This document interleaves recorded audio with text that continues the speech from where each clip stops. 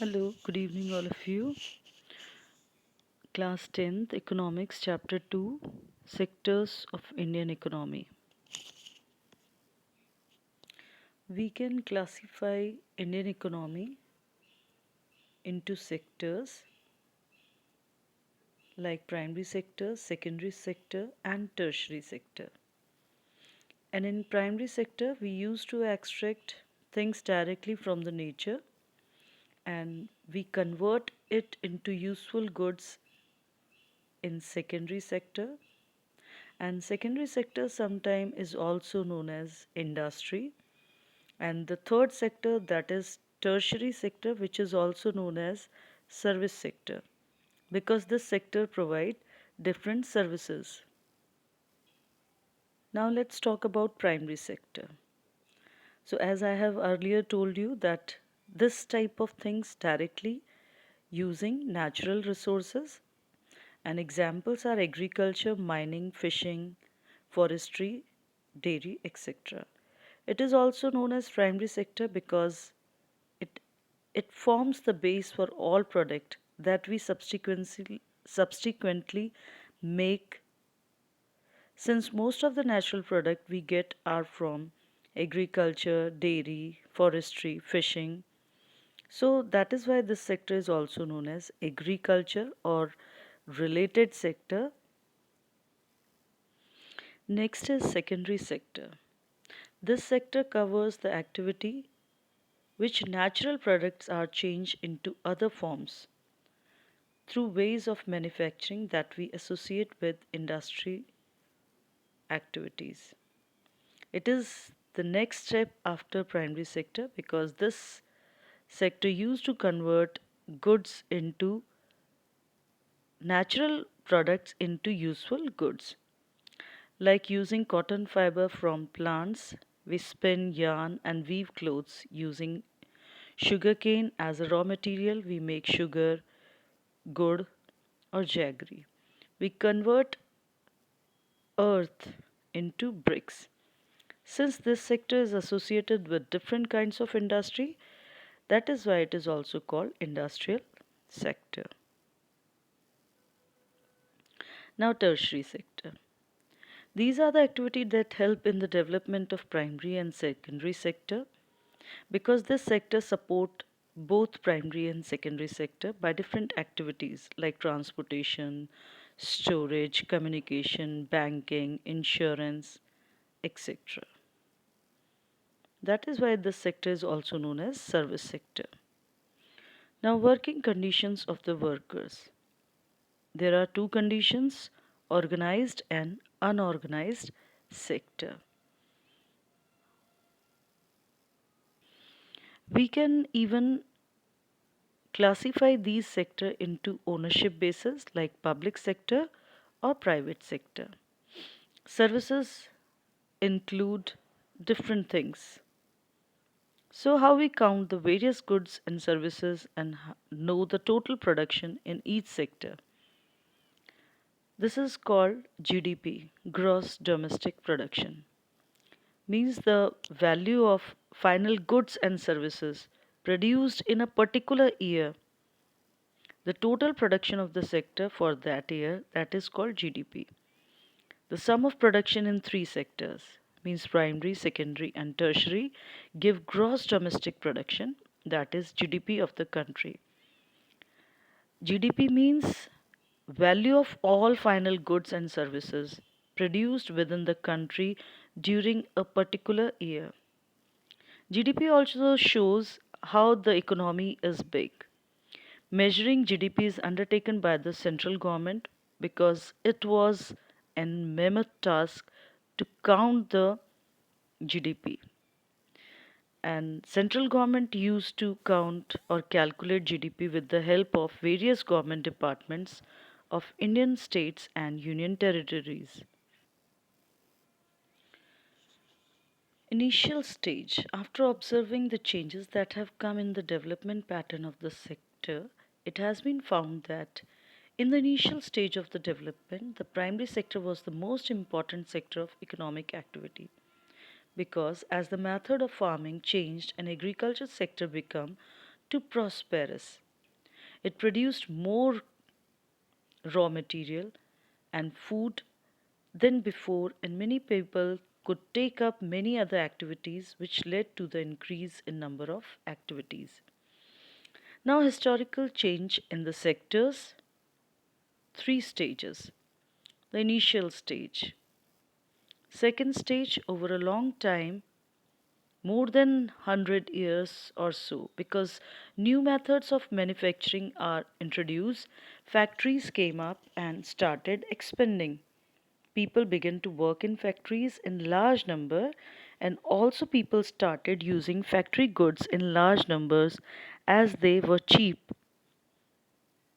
attractive, and colorful. Secondary sector gradually became the most important in total production and employment. There are shifts, and importance of the sectors also change. Third stage. In past 100 years, there has been a further shift from secondary to tertiary sector in the developed countries. The service sector has become the most important in terms of the total production. Because of its rising importance of tertiary sector in production, over 30 years between 1973 and 2003, production in the tertiary sector has increased the most, and it has emerged as the largest producing sector in India, replacing the primary sector, because this sector supports primary and secondary sector, and because it is also providing different kind of activities, so there is more way of growth in this sector. Now, role of tertiary sector. Transition shows level of developed country development. It improves specialization, but it's a better to avoid extending service part in economy over 40-50% of GDP. Now, where are most of the people employed and why? Earlier, as I have told you earlier,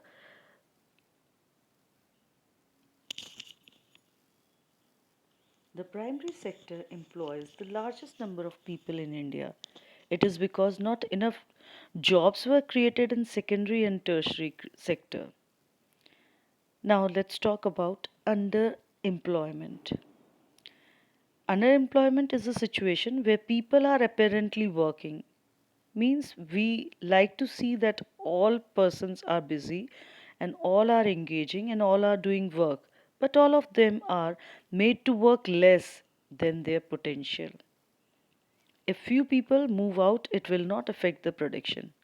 So it is hidden in contrast to the open unemployment, where a person is clearly or visibly without job. It is also called disguised unemployment. This underemployment also happens in the other sector. For example, there are thousands of casual workers in service sector in urban areas as painter, plumber, repair person, etc. Now let's talk about the government policies which provide employment to the rural area rural area like Narega. Narega means National Rural Employment Guarantee Act 2005. It was initiated by central government, made a law implementing right to work in 200 districts of India. All those who are in need of work will get guaranteed 100 days work, and if the government fails to do so, it will give unemployment allowance to them. The worker will of the type which will in future help to increase the production from land. Now let's talk about organized and unorganized sector. Organized sector, it comes into the category of government sector, or we can say public sector, because in this sector people have regular jobs, assurance of job, regular salary, best paid salary, registered by government organization, These organizations used to follow rules and regulations, now benefit from the employers of organized sector, paid leaves, payment during holidays, provident fund, gratuity, medical benefits, worker get pension after retirement. Now let's talk about unorganized sector. This sector also comes into the category of private sector. In this sector, rules are there, but nobody used to follow the rules.